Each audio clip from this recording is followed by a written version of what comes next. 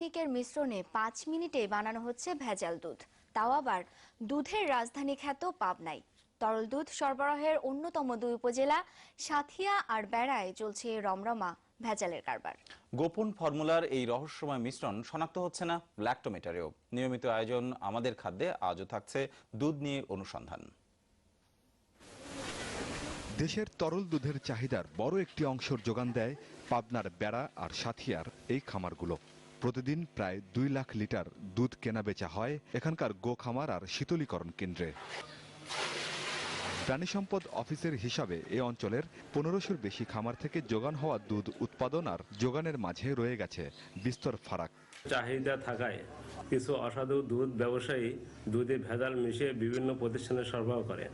গোপন সংবাদের ভিত্তিতে উপজেলা প্রশাসনের সহযোগিতায় মাঝে মাঝে মোবাইল কোর্ট পরিচালনা করা হয় এবং জেল ও জরিমানা করা হয়। এই কর্মকর্তার কথার সূত্র ধরে তাহলে খামারি পর্যায়ের গলতটা সরজমিনে দেখা যাক।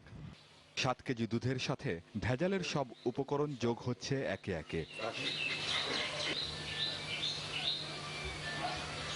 কয়েক মিনিটের মধ্যেই তৈরি হয়ে গেল 40 কেজি দুধ।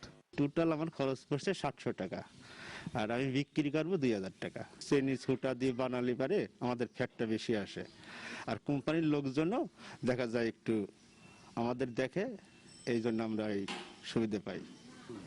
কোম্পানির লোকজন বলে যে তোরাও চল, আমরাও চলি। অতি মুনাফার লোভে খামারিদের এই ভেজাল দুধ পুষ্টি চাহিদা তো মেটাতেই পারে না, বরং তৈরি করছে মারাত্মক স্বাস্থ্য ঝুঁকি। দীর্ঘমেয়াদী ডিসেন্ট্রি এবং এক পর্যায়ে লিভারের ঘা, লিভারের ক্যান্সার, গ্যাস্ট্রিক আলসার এবং অন্ত্রের ক্যান্সার পর্যন্ত হতে পারে। আমরা বাজারে যখন দুধ কিনি, দুধ দেখে তো সব চেনা যায় না, সব দুধের রঙই সাদা। আসলে আমরা কি তুলে দিচ্ছি আমাদের সন্তানদের মুখে? রাসায়নিক থাকলেও গোপন ফর্মুলার বুজরুকিতে ভেজাল ধরা পড়ে না শনাক্তকারী যন্ত্রে।